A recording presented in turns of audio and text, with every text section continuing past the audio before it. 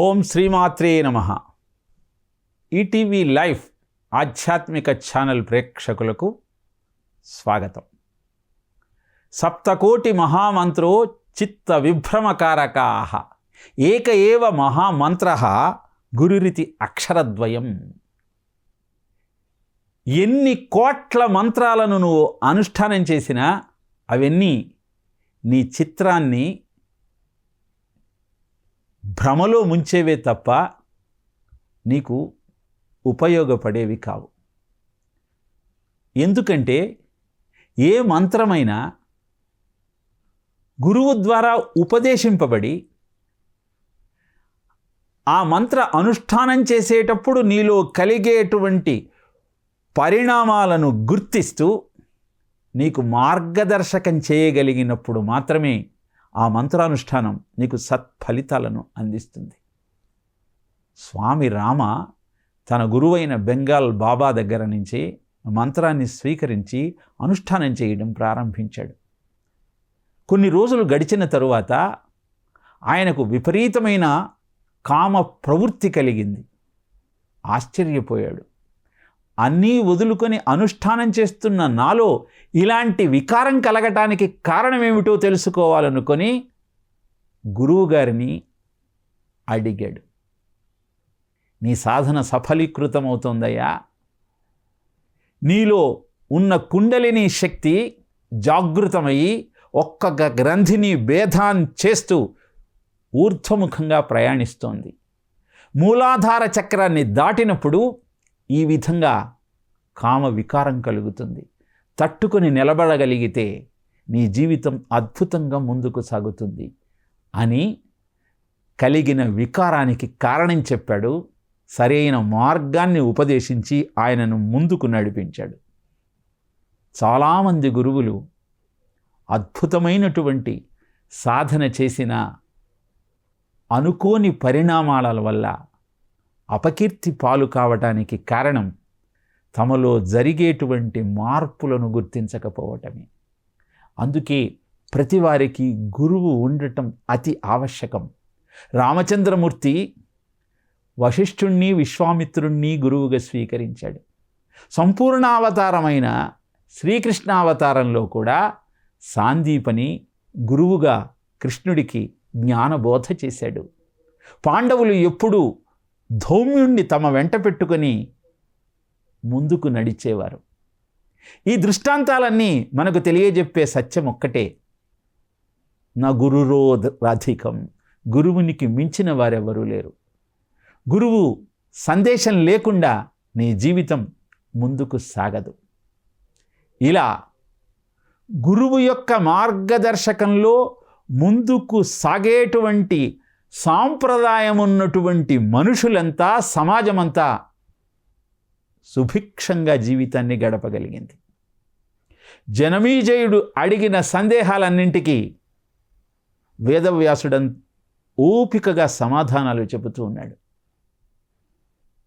మనకు భాగవతంలో కూడా దేవకీ వసుదేవుల యొక్క పూర్వజన్మ వృత్తాంతం గురించి చెప్పబడుతుంది. పృష్ణీ సుతపుడు 12 ఏళ్ల పాటు ఘోరమైన తపస్సు చేసిన కారణంగా శ్రీకృష్ణుడిగా వారికి జన్మించాడు. ఈ విషయాన్ని వివరిస్తూ కశ్యప అదితులు చేసిన తప్పు కారణంగా మరుజన్మలో వసుదేవ దేవకిలకు కారాగార వాసం లభించింది. మరి గర్భశోకం ఎందుకు కలిగింది అంటే దానికి కారణం చెప్పటం ప్రారంభించాడు వేదవ్యాసుడు జనమేజయుడికి. కశ్యపుడికి దక్షుడు 13 తన కూతుళ్ళనిచ్చి వివాహం చేశాడు. అదితి కశ్యపుణ్ణి నాకు పరాక్రమవంతుడు తేజోవంతుడు అయిన కుమారుడు కావాలని అభ్యర్థించింది. తథాస్తు అంటూ పుత్ర సంతానాన్ని ప్రసాదించాడు కశ్యపుడు అదితికి. అతనే ఇంద్రుడు. ఇది చూసిన దితికి తన సోదరి కంటే ఉత్తమోత్తమైన సంతానాన్ని తాను పొందాలనుకుంది. అందుకే తాను కశ్యపుడితో, నాకు ఇంద్రుడిని మించిన పరాక్రమవంతుడు, తేజవంతుడు కుమారుడుగా కావాలి అని అభ్యర్థించింది. కశ్యపుడు మన్నించాడు. ఆమెకు అనుష్ఠించాల్సిన వ్రతం గురించి తెలియజేశాడు. అద్భుతమైనటువంటి వ్రతాన్ని చేపట్టింది దితి. ఇది గమనించింది అదితి. నా కుమారుడి కంటే గొప్పవాడు, పరాక్రమవంతుడు దితి కడుపున పుడతాడా? ఒక్కనాటికి అలా జరగకూడదనుకుంది. అందుకే తన పుత్రుడైనటువంటి ఇంద్రుడితో, ఉపాయం కురు నాశాయ శత్రోరద్య విచింత్యత ఉత్పత్తిరేవ హంతవ్య దిత్యా గర్భస్య శోభన. ఇంద్ర, ఉత్పత్తిరేవ హంతవ్య, దితి కడుపున పుట్టబోయే ఆ పిల్లవాణ్ణి పుట్టకముందే ఉత్పత్తిలోనే సంహరించు అని ఆజ్ఞాపించింది. తన సోదరి కుమారుడు తన కుమారుడే. ఆ ఆలోచన పక్కకు పెట్టి అసూయతో ఎప్పుడైతే నువ్వు ప్రవర్తిస్తావో అది హానికరంగా మారుతుంది. ఎన్నో పుణ్యక్షేత్రాలను దర్శించే ప్రయత్నం చేస్తాం. అక్కడ ఉన్న తీర్థాలలో స్నానం చేయడానికి ఉపక్రమిస్తాం.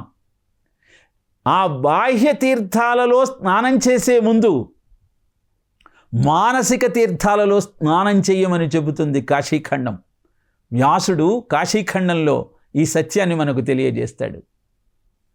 తీర్థంబు సత్యంబు, ఇంద్రియ నిగ్రహము తీర్థంబు, అనసూయ తీర్థంబు వనరుహాక్షి అని పార్వతితో పరమేశ్వరుడు చెబుతాడు. అనేకమైనటువంటి తీర్థాలలో స్నానం చేసి పుణ్యాన్ని మూటగట్టుకుందామని చూసే భక్తులంతా గుర్తించాల్సిన సత్యం ఏమిటి అంటే, మొదటి తీర్థము సత్యము, ఇంద్రియ నిగ్రహము, అనసూయ, ఎదుటివాడి మీద అసూయ లేకపోవటం.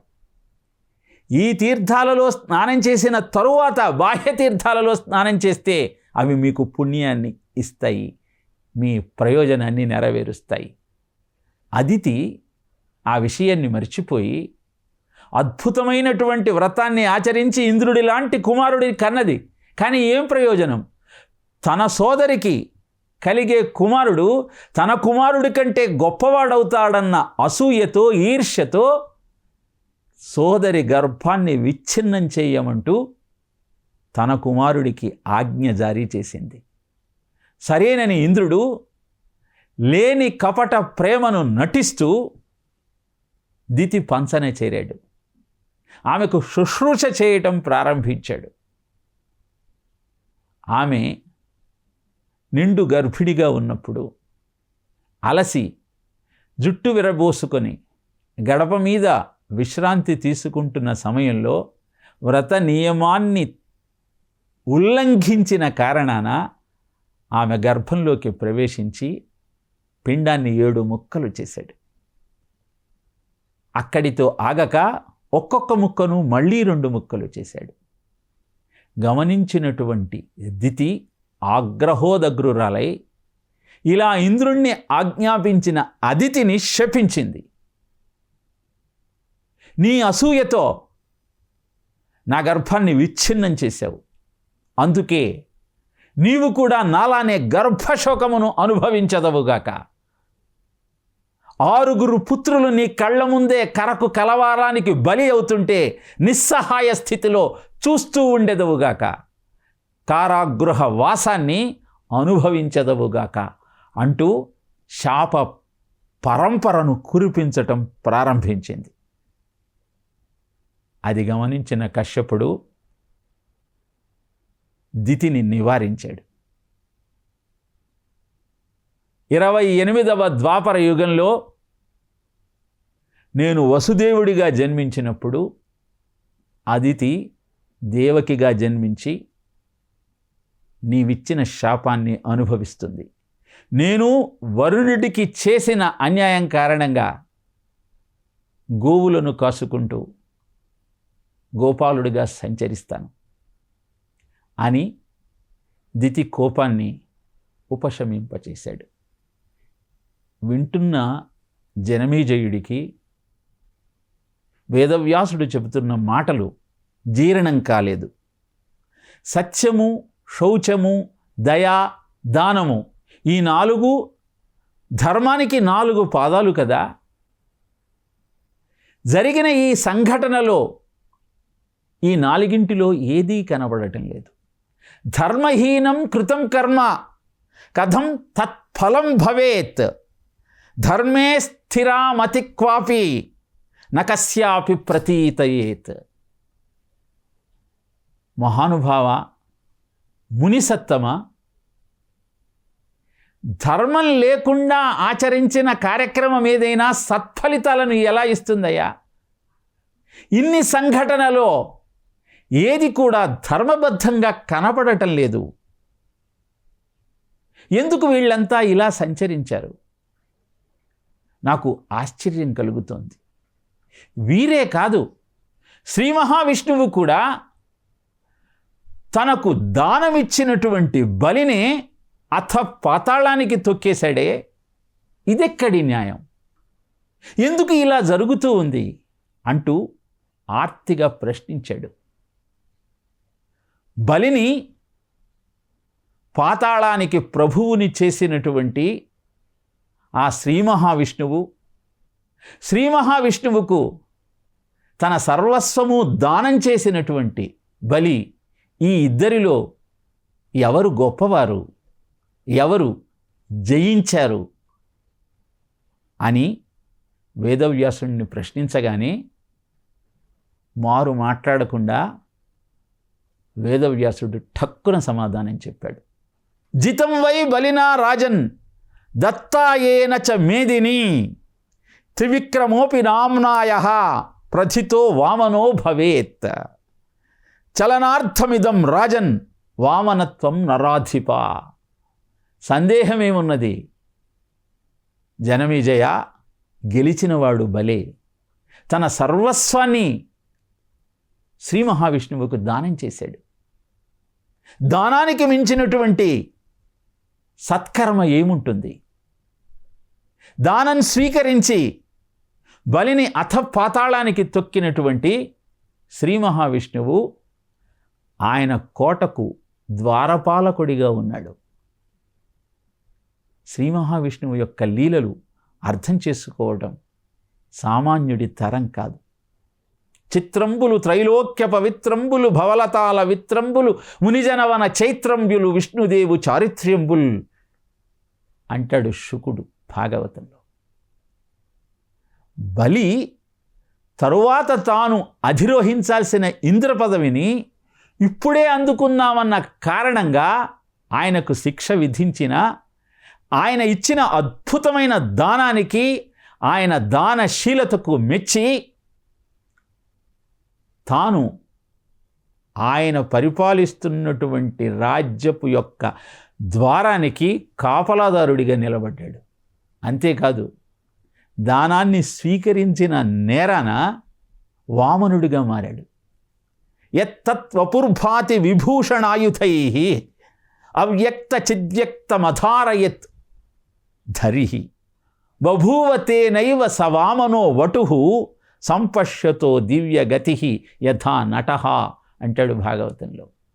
శంఖచక్ర గదా పద్మాలు ధరించి అదితి ముందు ప్రత్యక్షమైనటువంటి ఆ శ్రీమన్నారాయణుడు బలిచక్రవర్తిని దానం అడగడానికి వెళ్ళిన సమయంలో అల్పుడుగా వామనుడుగా మారాడు. కారణం, దానం స్వీకరించటానికి బలిని మోసం చేయడానికి వెళ్ళిన కారణాన.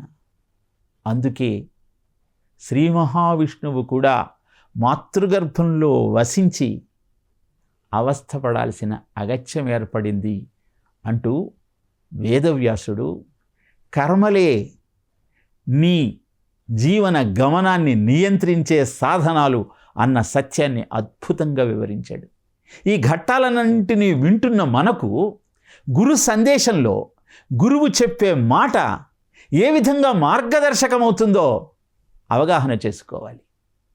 అనేకమైన కర్మలను ఆచరిస్తూ ఉన్నాం. కర్త కారయిత చైవ ప్రేరకస్య అనుమోదక సుకృతం దుష్కృతం చైవ చత్వారి సమభాగినః అని చెబుతుంది శాస్త్రం. అంటే నువ్వు సత్కర్మ చేసినా దుష్కర్మ చేసినా దానిలో నీ వంతు బాధ్యత అనుభవించాల్సిందే. చేసినవాడు, చేయించినవాడు, ప్రేరేపించినవాడు, ఆమోదించినవాడు, ఈ నలుగురు ఆ కర్మ ఫలితాన్ని అనుభవించాల్సిందే.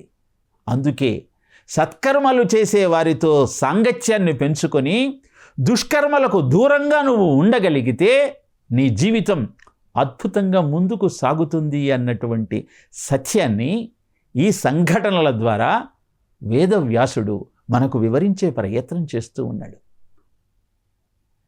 కర్మలను ఆచరిస్తున్న సమయంలో సత్కర్మ అయితే అందరూ నిన్ను పొగుడుతూ ఉంటే అహంకారం నీలో పెరుగుతుంది. దుష్కర్మ అయితే ఆ కర్మ ఫలితాన్ని అనుభవిస్తూ జీవితాన్ని పతనం చేసుకోవలసిన అగత్యం ఏర్పడుతుంది. మరి ప్రహ్లాదుడు నరనారాయణులతో యుద్ధం చేయాల్సిన అగత్యం ఎందుకు ఏర్పడింది?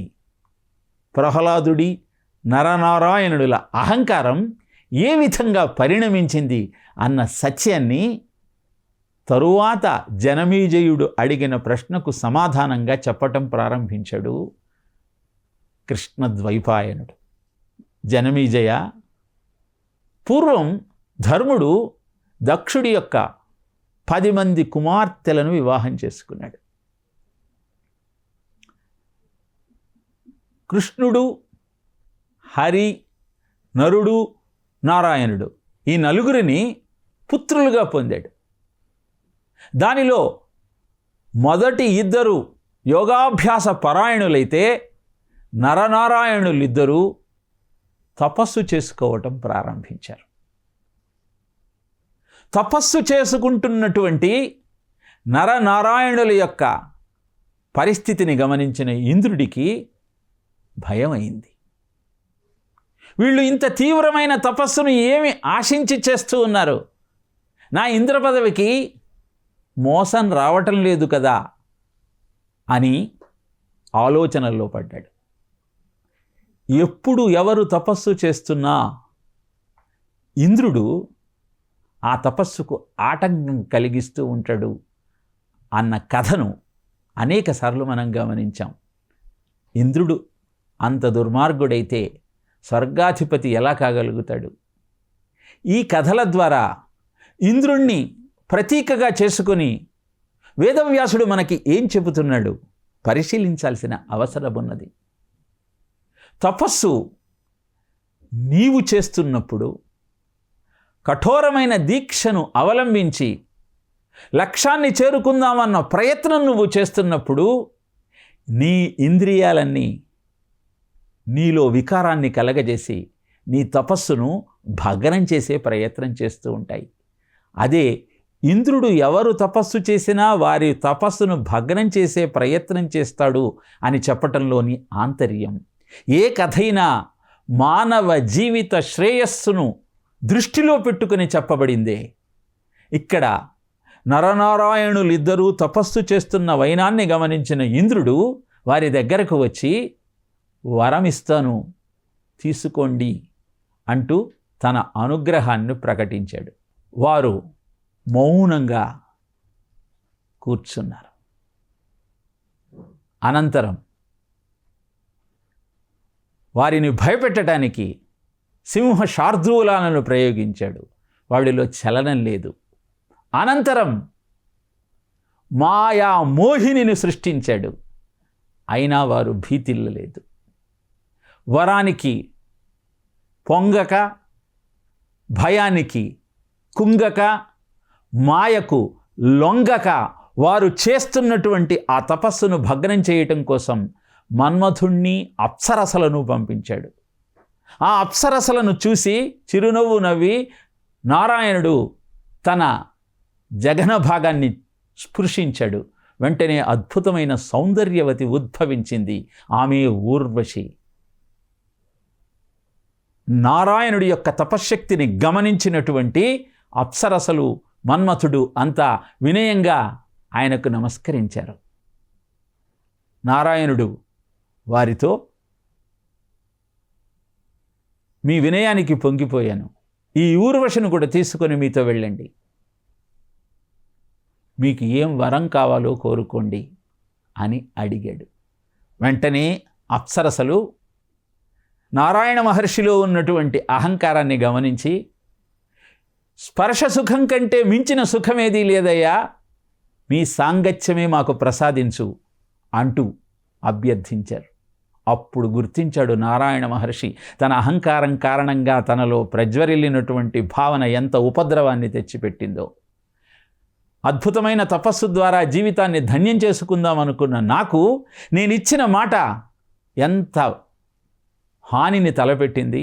మౌనంగా వారు వెళుతూ ఉంటే, నేను మాట్లాడక ఉంటే సరిపోయేది కదా అనుకున్నాడు.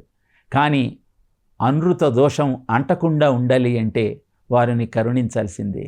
అందుకే 28వ ద్వాపర యుగంలో నేను శ్రీకృష్ణుడిగా జన్మించినప్పుడు మిమ్మల్ని అందరినీ వివాహం చేసుకుంటాను అని మాట ఇచ్చి వారిని స్వర్గానికి సాగనంపాడు ఊర్వశితో సహా.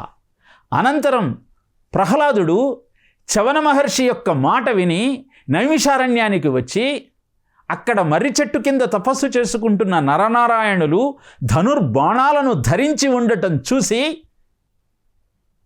వారిని ఆక్షేపించాడు. ఋషులైన మీరు ధనుర్బాణాలను ఎందుకు ధరించారు అంటూ వాళ్ళను గద్దించి అడిగాడు. మా ఇష్టం, మేము ధనుర్బాణాలను ధరించటం అనేది మా ఆలోచన, నువ్వెవ్వరు మమ్మల్ని ఆక్షేపించటానికి అని ప్రశ్నించాడు. ప్రహ్లాదుడికి నరనారాయణులకు ఘోరమైన యుద్ధం జరిగింది. మహావిష్ణు భక్తుడనైన నాకు వీరితో యుద్ధంలో విజయం ఎందుకు అందటం లేదు అని ఆలోచించి విష్ణువును ప్రార్థించాడు. శ్రీ మహావిష్ణువు ప్రత్యక్షమై, ప్రహ్లాద, నీ అహంకారాన్ని విడువు, వాళ్ళు నా అంశలే అని తెలియజెప్పిన కారణాన తన అహంకారానికి స్వస్తి చెప్పి ప్రహ్లాదుడు తిరిగి తన పట్టణానికి పయనమయ్యాడు. ఇలా అహంకారం ఎన్ని అనర్థాలను తెచ్చిపెడుతుందో, కర్మ ఏ విధంగా బంధమై జన్మజన్మలకు నిన్ను వెంటాడుతుందో వేదవ్యాసుడు అద్భుతమైనటువంటి చరిత్ర ద్వారా, కథల ద్వారా దేవీ భాగవతంలో మనకు అందజేశాడు. ఆఖరిగా దేవీ భాగవతంలో గాయత్రి మంత్ర మాహత్యాన్ని వివరించాడు. గౌతమ మహర్షి 15 సంవత్సరాలు కరువు కాటవకాలతో మగ్గిపోతున్న ప్రజానీకానికి, పండితులకు తన ఆశ్రమంలో ఆశ్రయమిస్తే ఆయనను పొగుడుతున్నటువంటి నారద మహర్షి యొక్క వైనాన్ని గమనించి ఆ బ్రాహ్మణోత్తములంతా మాయాగోవును సృష్టించి గోహత్య పాతకాన్ని ఆయనకు అంటించి తమ వికారాన్ని ప్రదర్శించారు. ఎవరైతే సహాయం చేస్తారో వారిని మోసం చేసే లక్షణాలు ఏ విధంగా హానిని తలపెడతాయో గాయత్రి మంత్ర మాహత్యం ద్వారా ఈ కథలో, గౌతముడి కథలో మనకు తెలియజేశాడు వేదవ్యాసుడు. అనంతరం దివ్య దృష్టితో పండితులు చేసిన అన్యాయాన్ని గ్రహించి, ఓ బ్రాహ్మణులారా, మీరు గాయత్రి మంత్ర అనుష్ఠానంతో మీ బుద్ధులను సంస్కరించుకోలేక నాకే హాని తలపెట్టారే, మీరు ఇక భ్రష్టులైపోదురుగాక. మంత్రాన్ని మరచి వేదాన్ని విడచి కేవలము భిక్షాటనే జీవనంగా కుంభీపాక నరకంలో హింస పడెదరుగాక అంటూ శపించాడు. వాళ్ళంతా మాకు తరుణోపాయం చెప్పమని అడిగితే, ఈ యుగమంతా మీరు తప్పదు, ఇలానే ఉండాలి. ద్వాపర యుగమైన తరువాత కలియుగంలో మళ్ళీ భూమండలం మీద జన్మించి వ్రతనిష్ఠ గాయత్రి మంత్రం యొక్క గొప్పతనాన్ని గుర్తించలేక భ్రష్టులై సంచరిస్తూ ఉంటారు అని తెలియజేశాడు. ఆ అంశ వాళ్లే ఈరోజు సమాజంలో చాలామంది కనపడుతూ ఉన్నారు. కనుక గురు సందేశం కార్యక్రమంలో మహర్షులు మనకు అందించిన అద్భుతమైన విజ్ఞానాన్ని అవగతం చేసుకుంటూ, వేదవ్యాసుడు అందించిన అద్భుతమైన ఈ వాంగ్మయంలో ఒక్కొక్క మనోవికారానికి, ఒక్కొక్క లక్షణానికి, ఒక్కొక్క ధర్మానికి ఎలాంటి కథ ద్వారా మనకు మార్గదర్శకం చేశాడో గుర్తిస్తూ జీవితాన్ని అద్భుతమైన బాటలో నడిపించుకునే ప్రయత్నం చేద్దాం. అనంతరం వేదవ్యాసుడు రచించిన భాగవత మాహాత్యాన్ని తరువాత ప్రసంగాల్లో మీకు తెలియజేసే ప్రయత్నం చేస్తాను. ఓం తత్సత్.